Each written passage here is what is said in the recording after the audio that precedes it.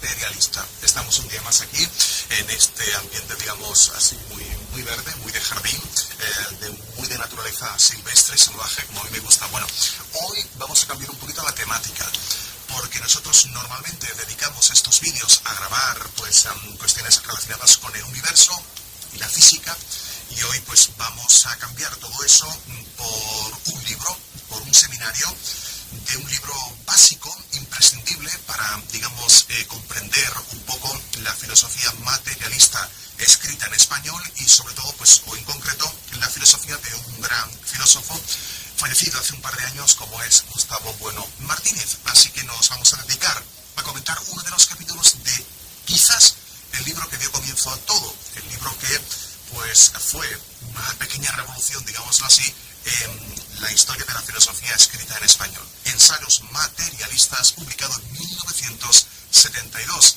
Y como el amigo Vicente Sergio Burguillos está intentando un poco pues plantear una especie de seminario para comentar ese libro histórico y capital, seminal, por así decir, en la historia de la filosofía escrita en español, pues nada, yo he dicho pues colaboro. Si me piden mi colaboración, pues yo por supuesto cordialmente la ofrezco, faltaría más.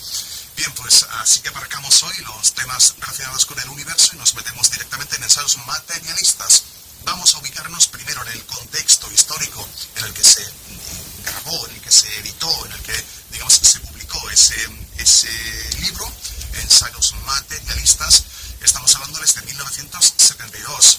Todavía aquí en España estaba Francisco Franco.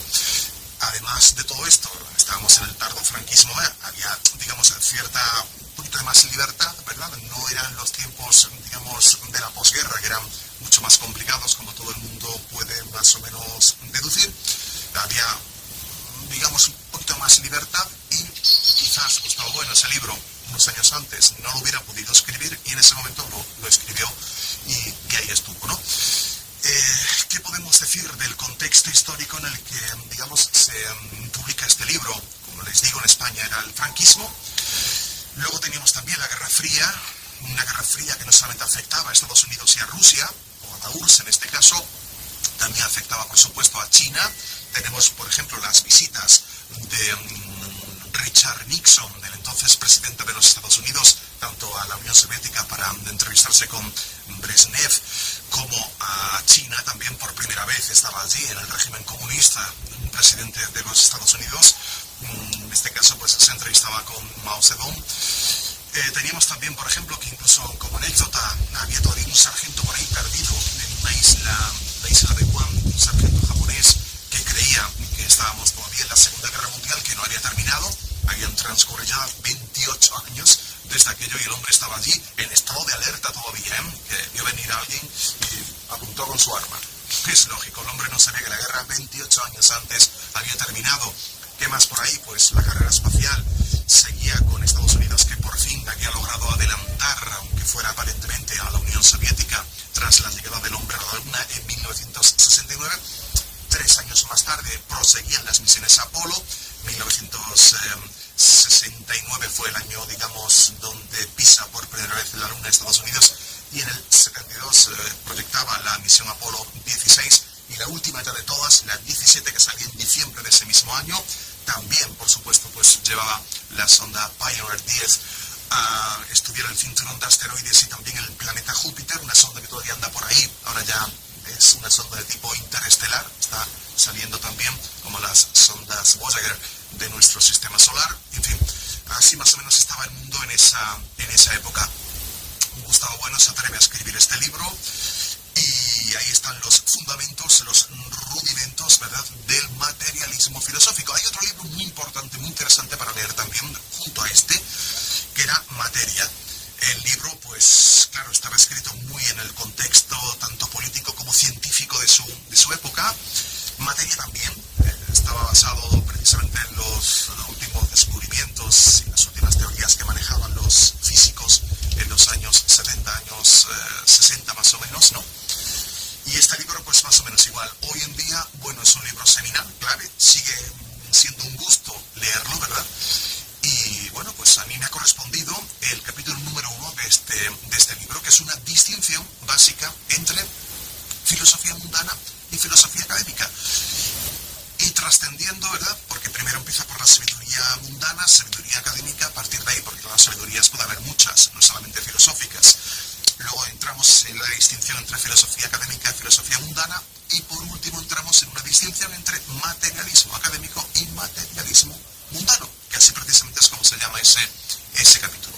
Así que con todos estos mimbres nos disponemos durante unos 8 minutos, no más, a realizar ese resumen y volvemos ya después para despedir este programa que, ya digo, hemos decidido, en vez de hacerlo por escrito, este seminario de ensayos materialistas, lo hemos decidido hacer en vídeo. A ver qué tal sale y bueno, pues vamos a ver cómo ustedes lo reciben después. Un placer y venga, nos metemos directamente en materia. Adelante, volvemos.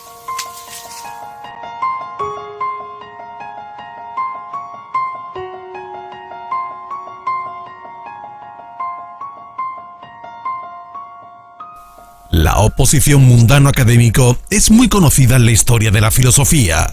Kant hablaba de una filosofía mundana y una filosofía académica, que tiene que ver con la distinción medieval entre la sabiduría del pueblo, o sea, la fe popular, y la sabiduría de los sacerdotes, o la ciencia teológica.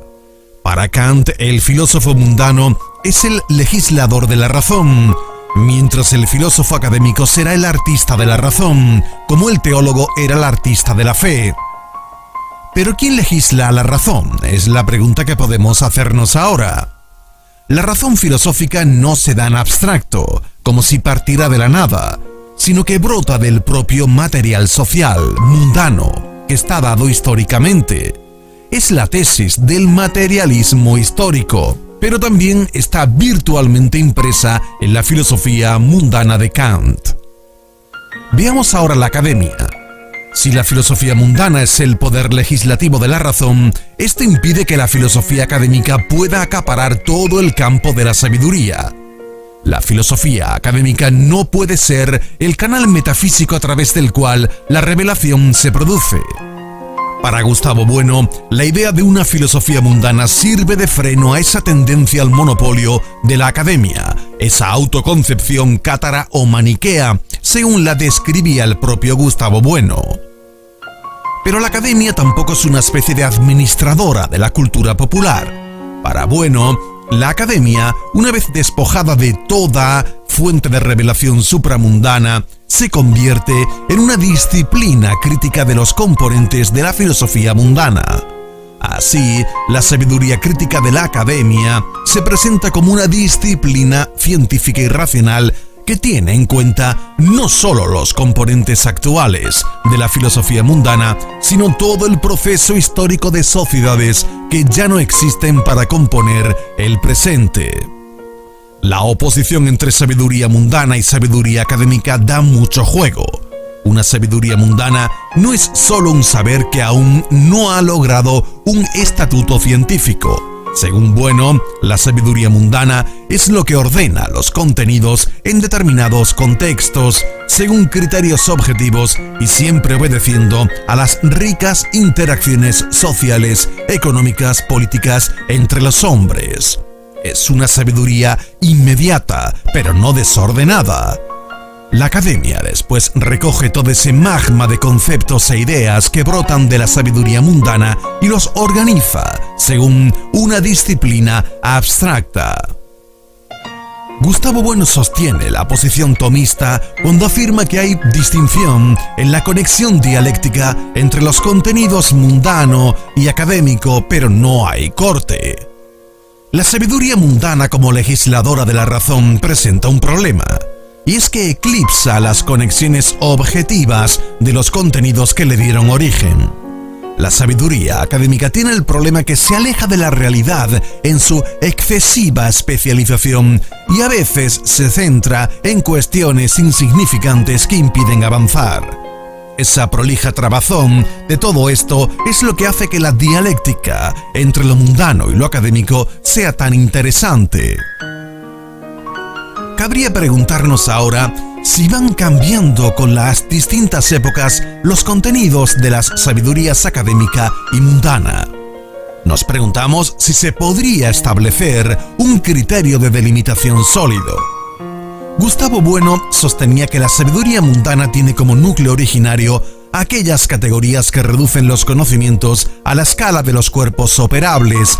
Textualmente decía, a la escala en que lo real se manifiesta como sólido o líquido, en tanto que estos cuerpos son directamente controlables por el sujeto operatorio, que a su vez se interrelaciona con el mismo.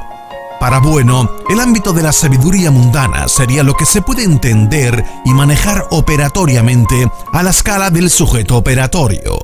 Nuestro filósofo ofrecía los ejemplos del razonamiento jurídico, el derecho procesal, con las pruebas de identificación del autor del homicidio, etc.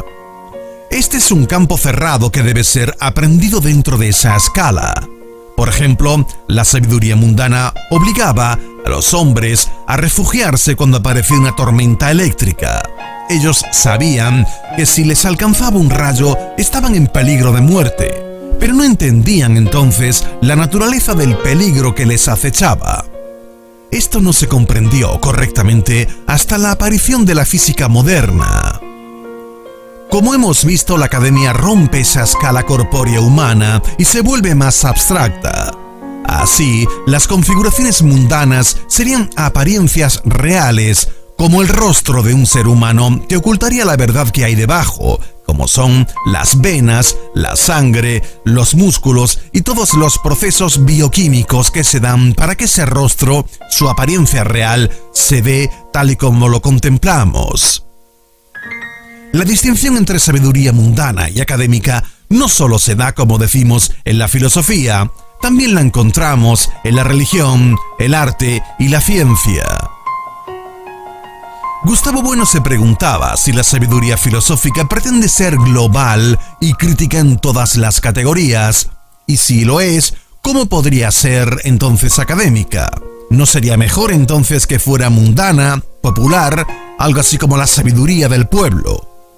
Como recordaba Carlos Marx, la academia solo ha definido el mundo, pero de lo que se trata es de cambiarlo, y eso solo se conseguiría desde la sabiduría del proletariado.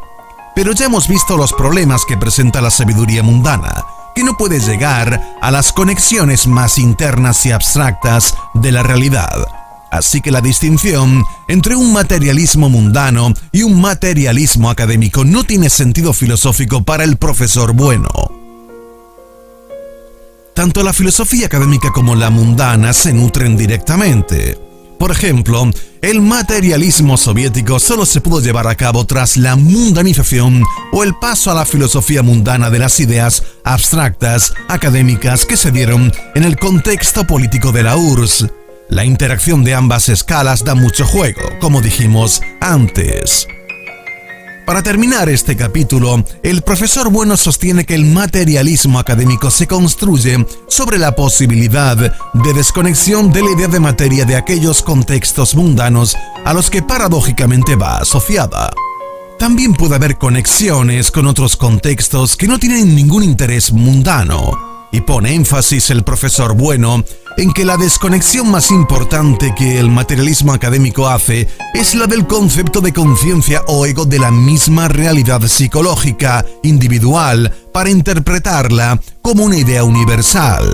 Esto nos lleva a convertir el ego, el cogito, en una variable determinada por las condiciones sociales de la academia. Termina advirtiendo el profesor Bueno que esta circunstancia nos indica que los diferentes egos se relacionan entre sí a través de la materia.